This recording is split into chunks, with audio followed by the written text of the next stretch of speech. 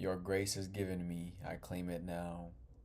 God's grace is given you, you claim it now. What's good, fam? Today we're going to be studying lesson 168 of A Course in Miracles. So go ahead and pull up to the lesson if you're not there already. And if you don't got the book yet, the PDF is in the description. Let's go ahead and dive straight in. Lesson 168. Your grace is given me, I claim it now. God speaks to us. Shall we not speak to him? He is not distant. He makes no attempt to hide from us. We try to hide from him and suffer from deception. He remains entirely accessible. He loves his son. There is no certainty but this. Yet this suffices. He will love his son forever. When his mind remains asleep, he loves him still. And when his mind awakes, he loves him with a never-changing love. If you but knew the meaning of his love, hope and despair would be impossible. For hope would be forever satisfied, and despair of any kind unthinkable. So right off the bat, me and you are being told that whenever we are feeling despair or upset of any kind, we simply in that moment do not know the meaning of God's love, of our Creator's love. And that's important to know because we are an extension of that. We are an extension of that which we call God. We are an extension of that powerful energy of creation. We are embodying that. And whenever we don't know that we are one with God, whenever we don't know that there is no separation, we are going to feel despair, worry, doubt, fear, or any form of emotions that upset may take. And whenever we feel those emotions, that's a good thing. These emotions that of ours are a great thing because they're letting us know where we are in relation to who we really are. Meaning whenever we are allowing the fullness of who we are to flow through us, that extension that we talked about, who we really are to flow through us with no barriers, no blockages, no bottlenecks, no nothing disallowing that energy to flow through you 100% uncaged, unbarred.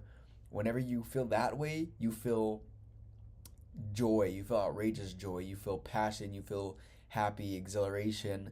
Those are emotions letting you know that you are allowing who you really are to flow through you. You are allowing that energy, and you are doing so because you, with this powerful tool of yours, you haven't stepped in the way to think any thoughts that are contrary or contradictory towards who you really are. Now, whenever you feel any other emotions that are, let's just say, negative emotions, worry, doubt, fear, etc., all of those are indicating to you that you're doing something right now with this powerful tool of yours that is disallowing the fullness of who you are to flow through. So although you can never really stop who you really are from flowing through, you can never really be cut off from your source, you can never really be separated, you can believe you are. And whenever you believe you are to greater and greater extents, you're going to feel that extent through negative emotions. The less you cut yourself off, it'll feel like irritation or annoyance. And the more you cut yourself off from your power, you're going to feel despair, angry, you're going to feel powerless, you're going to feel depressed. Those are all forms of indicators letting you know that you're looking at whatever you're giving your attention to in opposition to how source is looking at it, how God is looking at it, because you and me are one with our Creator. We are one with God. We cannot be separate. That is an illusion that me and you are here trying to undo. Now, whenever we're looking and we're giving our attention to, let's just say, a person, okay? We're giving our attention to this individual or a situation, whatever it may be. This applies for every single thing and anything, everything. Let's just use a person for now. Whenever you're giving your attention to a person and you feel great when you look at them and you feel excited when you look at them and you're happy that you're in their presence and you're happy they're right here, you feel that good emotion because you're looking at that individual the same exact way as God is, because God is giving his attention to whatever you're giving your attention to, because you cannot be separate from God. So whenever you're giving your attention to something and you feel amazing, you are viewing this person or whatever it is you're giving your attention to in harmony with how God is also viewing the situation or person. Now, God is love and knows that everything is created by that oneness, which is Him, which is love, which is light. That is all that anything ever is. That is it, period. There is nothing that does not come from God. There is only that which God is, love and light, meaning God sees that in everyone and everything, because everyone and everything is an extension of that which God is. So there is no way that God could see a person and condemn them or judge them or criticize them or any of those things, any of those false premises that people believe that God is, or how God views people. That is just simply not so. God knows, with a capital K, knows and is certain about who He is and who His creations are, who me and you are, and will never look at us in any other way than as we really are, which is love and light and an extension of God. Now, whenever me and you are looking at a person and we feel jealous of them or envy, or we're looking at them with disgust or guilt or judgment or hate, any of those emotions is letting us know, hey, I feel negative because I have separated my perspective from Source's perspective, because God is looking at this person and only sees who they really are, which is love and light, which is who God created. That's all that God sees, because that is real, and I'm seeing a distorted image of that. I am perceiving this individual as guilty or not enough or ugly or bad. Whatever it may be, I am viewing them in opposition to the way that God is viewing them. And I know that because I could feel myself deviating from my happy emotion, which is letting me know that I am in harmony and connected with who I really am, which is God. Now, whenever me and you know this, then we are going to be more deliberate about how we feel. Whenever we feel negative emotion, we understand that we can change that by changing the way we're giving attention, by changing our perspective, which is why it's very important to remember that if you but knew the meaning of God's love, hope and despair would be impossible.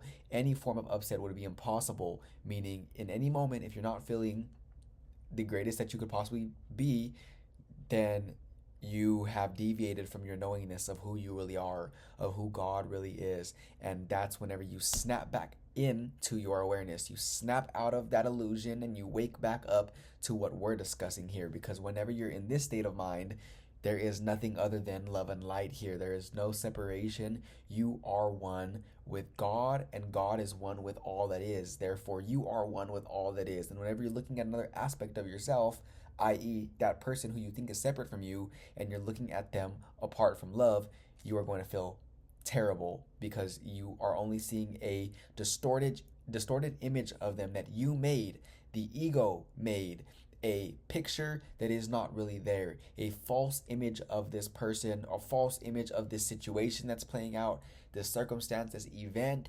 Everything is happening for a perfect reason. Everything is in harmony. There is nothing that can ever go wrong that is not in harmony with all that is. That is just how this works. Everything is working out perfectly, regardless of how bad the situation may appear. It is always working out in the best way possible for all that is. Now let's just keep this in mind as we move forward. If you but knew the meaning of God's love, hope and despair in any form of upset would be impossible. And whenever you know the meaning of God's love, then you are going to be at peace with yourself and your surroundings and all aspects of creation. His grace, His answer is to all despair, for in it lies remembrance of His love. Would He not gladly give the means by which His will is recognized? His grace is yours by your acknowledgement, and memory of Him awakens in your mind that asks the means of Him whereby its sleep is done. God, today, we ask of God the gift He has most carefully preserved within our hearts, waiting to be acknowledged.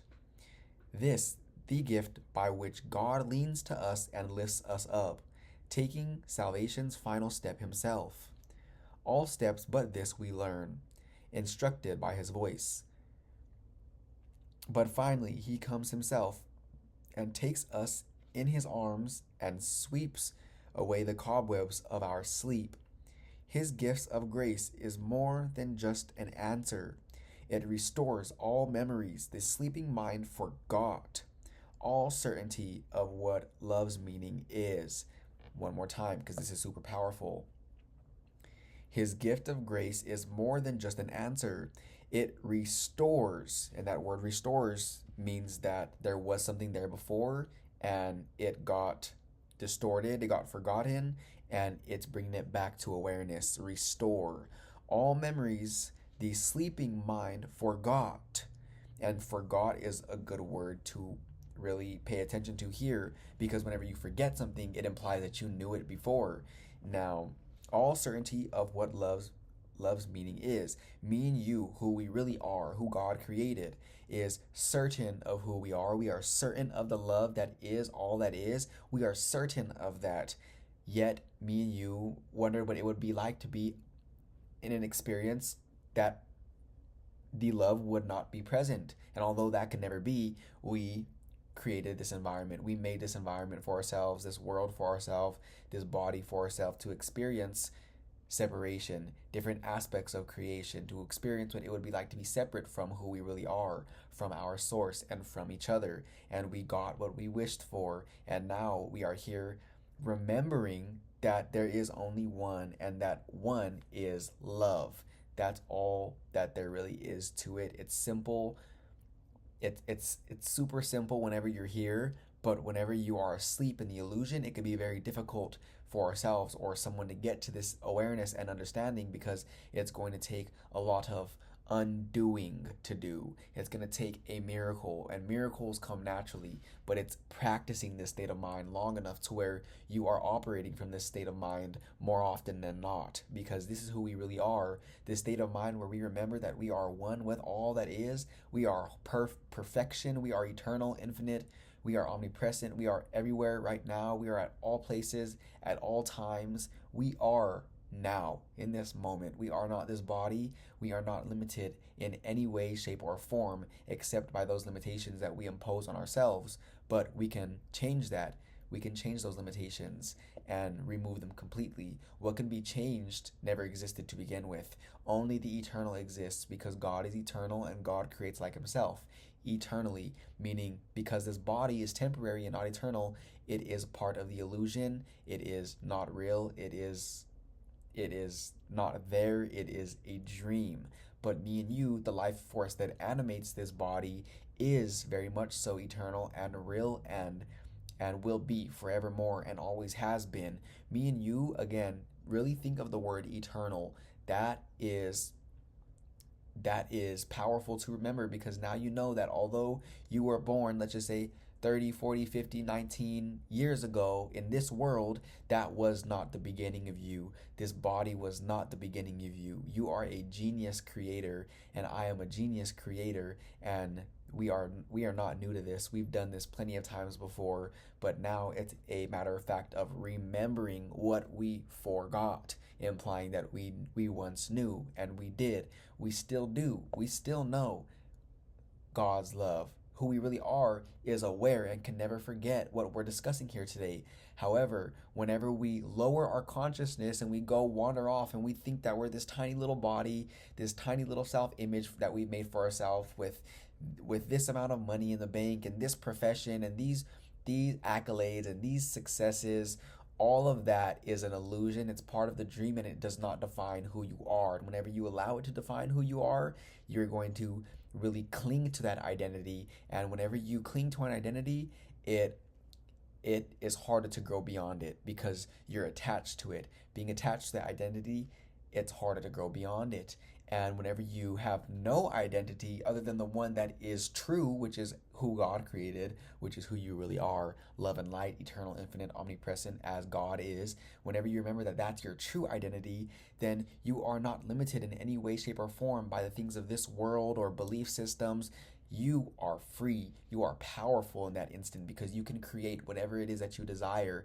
You can embody whatever it is you desire to be, do, and have it come to pass, because that is who you are. It's only whenever a sleeping mind says, that's too far-fetched, or that's too hard, I can never do this or that. Those are all limitations that do not really exist, but because they believe it does, and they're flowing all their life force and attention to that belief, they are making it real, not in truth, but but in their mind, in their perspective, in their perception. And as long as they keep flowing energy and attention towards that belief, it is going to remain real for them.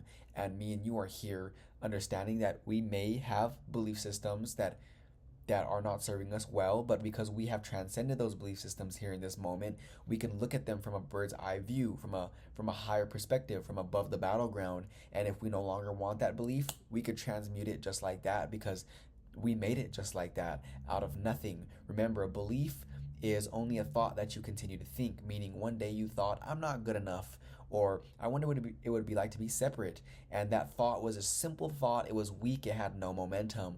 But as you focused upon it, or as me and you focus upon any thought for a long enough period of time, it gains more momentum and starts amassing more and more and more like-minded thoughts, more vibrations like it. And me and you can choose, and not only choose, but me and you have no other option but to be aware of thoughts in that vibrational vicinity, because that's what we have so much momentum built on.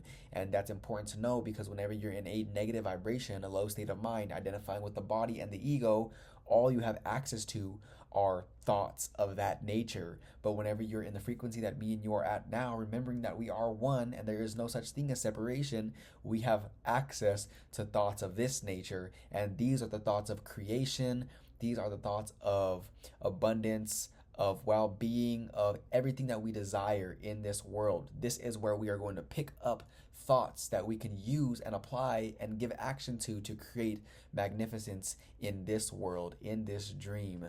So let's just understand that no matter how much me and you may have forgotten at any moment in time who we really are, we're aware of it right now, and we are going to remain aware of this. We are going to allow this to consume our minds throughout the day, so that way we never forget again. We stay in this state of mind, because this is where all our power is, our vitality, our youth, our happiness, our joy, the fun, the excitement. This is where everything that we want is, in this state of mind. And whenever we're not feeling this way, we are identifying with a lower state of consciousness.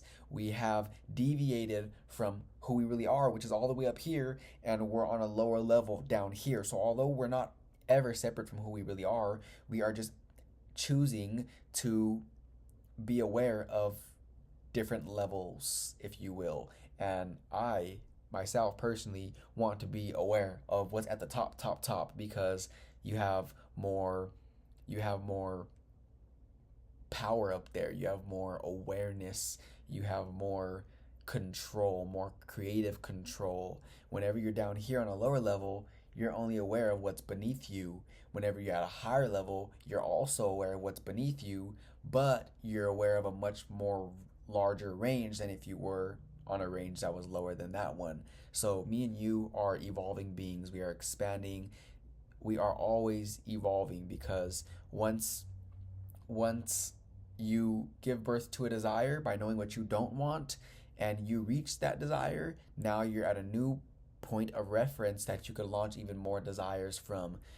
Every single perspective in this world, from whatever awareness level, whenever you change that, you have a new awareness level that gives birth to an infinite amount more of awarenesses. That could have been said a whole lot better, but right now at this moment in time, I lack the vocabulary to express what I was thinking in my mind. But I hope that you understand how evolving you really are. You are never staying still, ever. You are always evolving, and you want to allow yourself to keep up with your expansion, and you know you're keeping up with your expansion by the way you feel. When you feel good, you are at the top, and you are growing with that. You are growing with who you really are, because who you really are is always evolving. Now, who you really are is always evolving regardless of if you're there or not. But if you are aware of something that is getting you mad or angry, and you're staying stuck down here in this lower state of consciousness, then there is a gap between who you think you are, who you're allowing yourself to be, and who you really are, that's getting bigger and bigger and bigger. And that the bigger that gap gets, the more separation, if you will, is between who you really are and who you're being, who you're allowing yourself to be. And you're going to feel negative and negative and negative emotions more and more and more. The wider that gap is, the wider the gap is between who you're allowing yourself to be and who you really are, the wider that is, the worse you feel. And our goal is to not have no gap. Me and you do not want no gap. We want to be aligned completely with who we really are, because again, that is where everything that we want is. Now, one more thing before we do continue to dive into the lesson is you are always evolving. Everything is always changing. Everything is in a constant state of change in this world, anyways, because in reality, truth can't change. Truth is changeless. However, in your physical world, in this dream, if you will, some people believe that nothing's changing and everything's staying the same. And what's really going on there, because everything in this world is in a constant state of change and being altered because it is part of the dream, part of the illusion, you are simply choosing more and more and more of the same. At any moment in time, whenever you feel like you're stagnant, you're not really stagnant. You're just choosing over and over and over again the same thing. And what do you call somebody who does the same thing over and over and over again expecting different results? You call them insane. Now, it's insane to be stagnant and feeling in that low frequency and state of mind because you're simply choosing the same thing over and over and over again and expecting something different. And from an outside perspective, you're just like, I'm staying stagnant, nothing in my life's changing, but it's because you don't understand and I don't understand. And anyone who's experiencing that doesn't understand that they're choosing constantly at every moment in time. And when you're not aware that you're choosing all the time, you're going to think that it's happening to you and you're just observing what you've chosen in the past and it's continuing to perpetuate itself and stay the same. Whenever you understand, though, that you're choosing at 24/7, you can choose differently, meaning I don't want to feel this way no more, so I'm going to choose differently.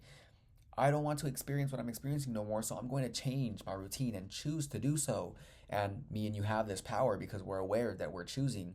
But to those individuals who are sleeping and not aware that they're choosing at all moments of time, they are at a they are at a stopping point now. They can't go further. They are capping themselves off because they're saying, I'm not happy with where I'm at and I have to wait for something to happen. Or I'm feeling this way because this thing is happening to me. So whenever this thing changes, then I'll feel better. And they have it completely opposite, completely turned upside down. And the way that they would go about it if they were in their right minds, awake and not sleeping, they would say, you know what, the reason that I'm getting what I'm getting is because of the way that I'm feeling. And whenever I change my emotion, which happens when I change the way that I'm perceiving this world or myself, whenever I change the way that I'm viewing the situation, my emotions about it will change. And whenever that changes, then the situation itself will change because I am cause and the world is simply the effect following where my attention goes. And whenever you get stuck in the rabbit hole, in the illusion, in the dream, thinking that this is knock on wood solid and it's real and you're just observing that,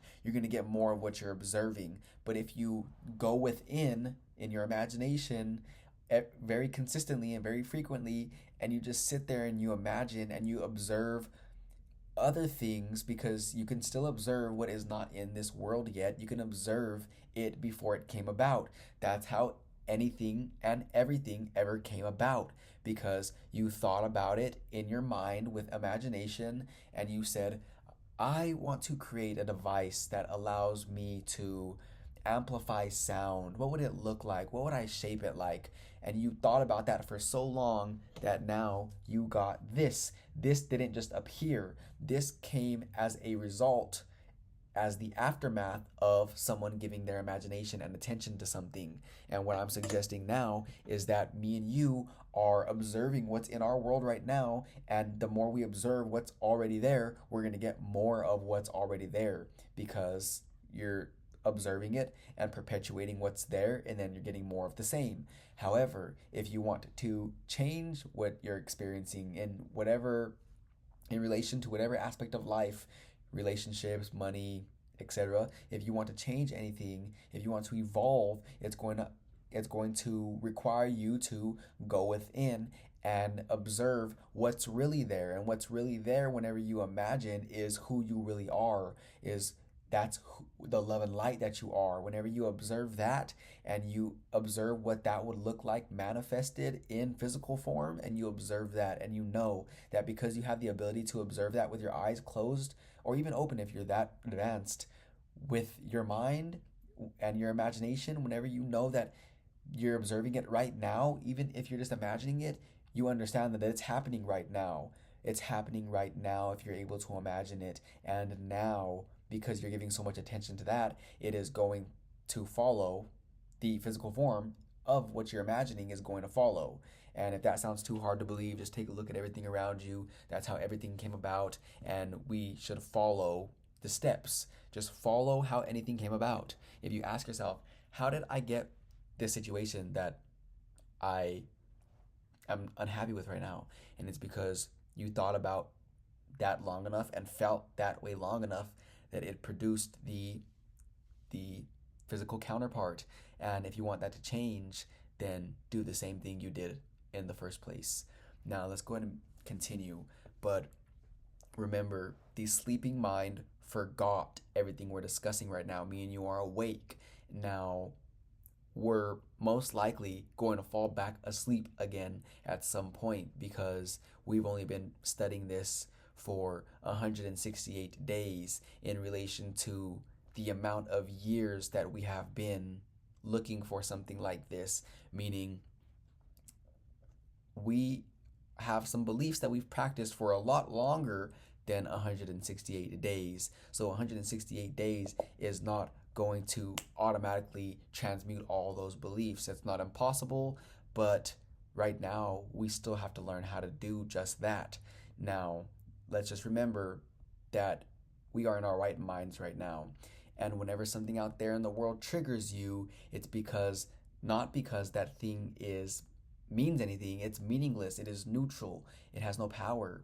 But you have gave it all its meaning, and you're believing in that meaning as if it was really the thing that you're observing, which is just a symbol, and you're allowing it to trigger you. You have to get to the point where you remove all meaning from everything that you have given in this world, so that way you can see it for what it really is, which is an extension of who you really are, which is love and light. And whenever you know that, then you will see nothing other than love and light in everyone and everything in this world. If you're still seeing something other than love and light in anyone or anything, then you are seeing a distorted image of that thing. You are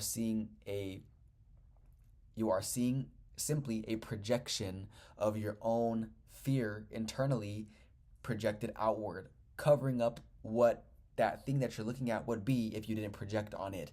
Meaning, if I'm looking at this person, they are love and light, and I would see that if it wasn't for me projecting my fears outside, seeing that in them rather than who they really are. Let's continue. God loves his Son. Request him now to give the means by which this world will disappear, and vision first will come with knowledge, but an instant later. For in grace you see a light that covers all the world in love, and watch fear disappear from every face as hearts rise up and claim the lights as theirs. What now remains that heaven be delayed an instant longer? What is still undone when your forgiveness rests on everything? It is a new and holy day today, for we receive what has been given us. Our faith lies in the giver, not our own acceptance. We acknowledge our mistakes, but he to whom all error is unknown is yet the one who answers our mistakes by giving us the means to lay them down and rise to him in gratitude and love. One more time, I just want to read this before we continue. It states, we acknowledge our mistakes, but he to whom all error is unknown, meaning God sees no error, because no error could exist in truth. It's only that error exists in this world, and all that is just simply you choosing falsely, choosing out of the state of mind of not knowing who you are, choosing something that is fear rather than love, choosing the ego rather than God, choosing to go a direction that is further from truth than closer to truth. That is simply what you could consider an error. But there is nothing that me and you could do in these bodies, in this world, that is so foolish or so bad that will ever change who we are in truth. This world is simply an illusion where people come to unlearn their fears. This is where we come to whenever we don't know who we are. This is a world for me and you to unlearn all of our fear. This body is not who I am. This body is not who you are, although it is who we've thought this is who we are, who we were our whole lives. And now remembering who we really are allows us to transcend this body and return to the state of mind that we're at right now.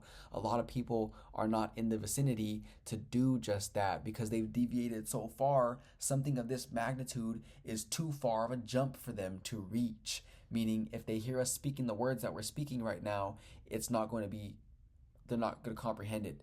They're not going to resonate with the frequency of these words. Although they're going to hear the same words that we're hearing, they're not going to resonate with it because they're so far. And me and you just so happen to be in the vibrational vicinity of this knowledge that we're discussing right now, that not only are we hearing the words with our physical ears, but we're actually comprehending the meaning and intention behind the words, which is powerful. And he descends to meet us as we come to him. For what he has prepared for us, he gives and we receive. Such is his will, because he loves his Son. To him we pray today, returning but the word he gave to us through his own voice. His word, his love. Your grace is given me. I claim it now. Father, I come to you, and you will come to me who ask. I am the Son you love. And that is how it will forever be. God loves me and you. We are one with God, and God cannot not love himself. So let's remember who we are. Let's remember to keep this on our minds all throughout the day and understand that regardless of what me and you may have done, quote, wrong in the past, or what we could have done, quote, better, all of those are just a part of this dream, and we made decisions in that moment when we could have done something better. We made a decision that was not based on truth. So let's start making more decisions based on truth, based on our awareness of this knowledge. If we're not in this state of mind, we are in no way capable of making the greatest decision that we could. Whenever you're in this frequency, you're going to make a lot better decisions than you would if you were in a state of mind lower than this. The higher up you go and the closer you get to truth, the closer you get to knowingness, the better your decisions make, because those decisions are made from a very broadened perspective rather than trying to figure out what's right or wrong from this tiny little radar screen. Whenever you transcend all of that, all of this world and this body, and you understand that there's no such thing as right or wrong, good or bad, this or that, and it's all one, you understand that it's not really as serious as we make it out to be here. Me and you are here remembering who we really are, and we could have a great time as a result of knowing who we are. And we want to remain in this remembrance. We do not want to forget, although it is fun to forget, because whenever you remember again, it's such a thrill.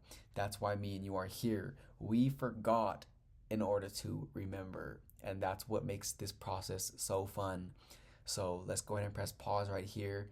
We are going to come back tomorrow for lesson 169 of A Course in Miracles, and until then, may we never be the same.